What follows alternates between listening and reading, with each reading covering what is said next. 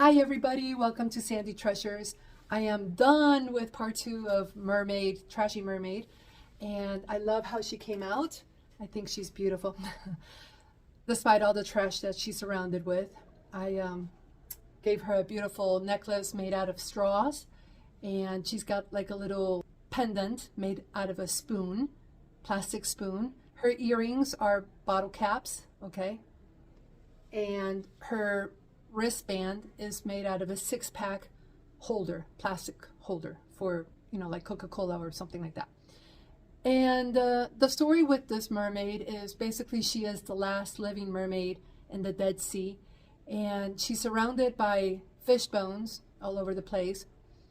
So she grabbed a few fish bones and she tossed them up, and they all fell right back down onto the bottom of the ocean. So she figures she's going to take a nylon, and each one of the fish, she tied them to this bottle right here. So there's a floating bottle, and she tied each one of these 3 fish to the floating bottle. And now she can pretend that life is back to normal for a little while. She can dream. Why not? So this is the story of the Trashy Mermaid who found herself in the middle of the dead ocean. I just want to point out with this painting that this could be a scenario that is not so far-fetched. I'm not going to get into naming the places, but how many times have you traveled and seen a real dirty beach? But there are some places that they are so polluted in their nearby shores that they have to sail, or they have to, go a little bit more into the water, like a few miles into the water before they can fish anything, because everything around them is so toxic because of the amount of pollution. If this is just in a few areas, like in a few islands and few countries that have the ocean, this can be like the cancer that spreads. So we can all take small actions that make a big impact if everybody is on the same boat. What can we do? Like a little bit less of the single-use plastics would be nice. Every time we go to a restaurant, do we have to have takeout? And then a lot of us are throwing the takeout out into the garbage the next day without even eating it. So, I, for one, make a point of ordering exactly what I'm going to eat. And also, I mentioned to the restaurants I go to that are not using paper straws to, that's a simple change. It's not going to break their budget to just go ahead and buy paper straws. And if I'm not mistaken, paper straws are cheaper than plastic straws. And if you go to your beach after a tropical storm, you can bring a bag, not to pick up seashells, but to pick up all the trash that will get washed up, and you will see so many straws. I mean, the little things, bottle caps, bottles, pieces of bottles, pieces of styrofoam containers, plastic containers. And for those that don't know about our sea turtles, what's going on is that there's so much plastic in the ocean, and sea turtles like to eat jellyfish, and they actually are getting the jellyfish confused with the plastic bags, and we are finding our sea turtles floating, all inflated and full of plastic. So that's another thing that we can probably do a little bit less of. And I do love stores like Aldi's that you actually have to put 25 cents into the cart, and you got to bring your own bag. And then if you want your 25 cents back, you got to return the cart where it belongs. And they give you a break on the prices.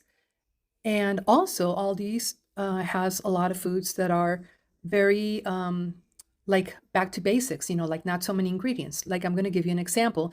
Ice cream, if you go to Publix, you're not going to find ice cream that has less than, 4 ingredients, because it doesn't exist there. Like everything I've seen, like I've been there countless times looking for something that has more basic ingredients instead of all of these chemicals that I can't even read. And usually it's like 20 or 25 of them. And I'd rather have my ice cream with just cream, sugar, vanilla. And I found this one, it's called Simplicity. They actually have 4 ingredients. They add also egg yolks. So it's 4 ingredients. And another one that I mentioned on Trashy Mermaid #1 was the sourdough bread.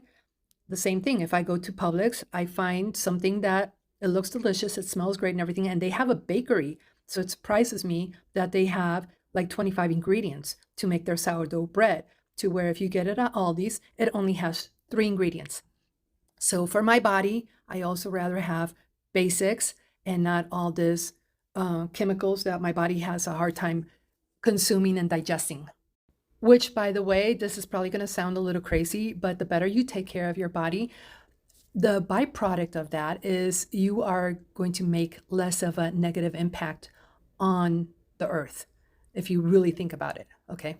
So, anyway, we're going to leave that thought for a minute and move on to, with all of this problem with the trash and pollution, there is a great opportunity for our newer generation to actually take this trash and recycle it properly. And right now, there's a ton of biochemists and engineers and scientists that are trying to figure out how to turn all this trash into new products, right?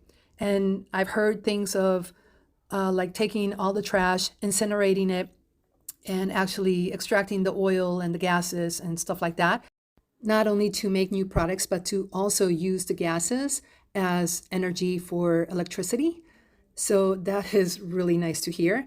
I also heard of another company that is called Sway, SWAY, and they actually take the seaweed and they create plastics out of that. From what I understand, I think it doesn't hold liquids like for bottles, but it's good for plastic bags.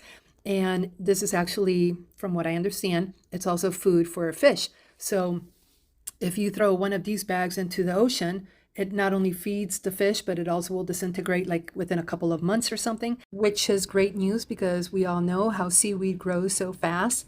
And so basically, they're farming seaweed, which is super easy to farm.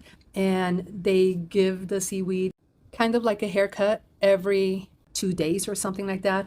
And they make this plastic out of it, which is basically organic material for the ocean.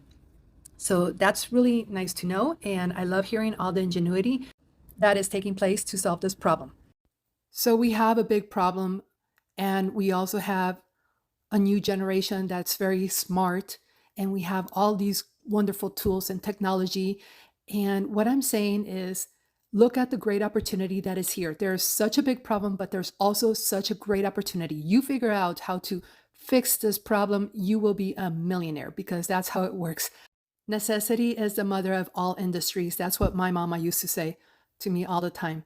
And boy, if I was young, I would definitely take on some kind of recycling plant because I see that the potential to make a lot of money and to resolve a real big issue that we have is right there. So, on a personal level, I want to make a difference, and I am definitely not going to open up a recycling plant, which I would love to do something like that. But what I can do is, as an artist, I can convey the message, and I hope you guys help me share the message for everybody because it's that big of a problem, and there's room for a lot of people to make a lot of money. And the way I see it, if I was 20 years or something like that, young again, I would definitely get into recycling business somehow, some way, even though a lot of people are saying, okay, it's not feasible, you're not making a lot of money, and that's why it's not worth it. I would not worry about that because I think that with all the technology that we have and how smart we are, we will find a way to make this feasible and better than tapping into new resources. But if you're not doing any kind of business with this, what I'm saying also is on a personal level, I hope that each one of us can get a little bit more conscious about what we're doing on the regular basis. Like, do we have to use so many of these single use plastic disposables? Can we start wearing more natural fibers like cottons and linens? Are there household items that when we replace, we can use them made out of materials that are more sustainable? Let's say, like, replace a comb, a toothbrush, a brush, that is made out of plastic for ones that are made out of wood. Shelving units that are made out of plastic, replace them for ones that are made out of wood. And with all of that being said, this morning I looked at my videos and I saw Trashy Mermaid 1 had about 12 or 13 comments that were so beautiful. It touched my heart. I tried to record a video of me saying thank you to you guys, and I broke down like 4 or 5 times. So now this is even talking, this is like my sixth take. So I can finally, like, I got all the crying out of the way. And I just want to say thank you, thank you, thank you. You guys made my day. That's all I aspire to do, is to be an artist that inspires other people to take care of their environment. And, this is not a job for one company or one government. It's everybody's job. And you can't make people do anything unless it grabs them by the heart. So this issue has gotten me by the heart. And I want to let you guys know that I also donate 20% of my proceeds to the Manatee Center. And that is any of the art that I produce, even if it's old art, it doesn't matter. I'm very happy to give them 20% of the proceeds of my art. And for my local followers, I just want to let you guys know that on April 5th and 6th, which is Saturday and Sunday, I will be exhibiting my artwork at the Marine and Wildlife Arts and Crafts Show that is happening off of Seaway, which is really for Piers, but it's kind of like the north side of Hutchinson Island. So that is for my local people. Make sure you stop by and say hi if you are in the area. I have a little something from my local followers, so please let me know that you are a follower on YouTube. I have something special for you. And we're pretty much wrapping it up. I appreciate everything. I am so happy I'm on this mission. I love hearing from people that are following my channel. And I also like hearing other suggestions. Maybe there's something that I should mention the next time. And yes, normally I do talk about techniques when it comes to my paintings. But I like to hear in the comments if you'd like to hear more about the techniques on the painting or more about things we can do about the environment. So please leave those in the comment. And thank you so much for watching. And I'll see you next time. It's going to be a real fun one. It's a must watch. So stay tuned as I get a little bolder and bolder with my environmental awareness art. Okay, that's it for now. Thank you. Bye.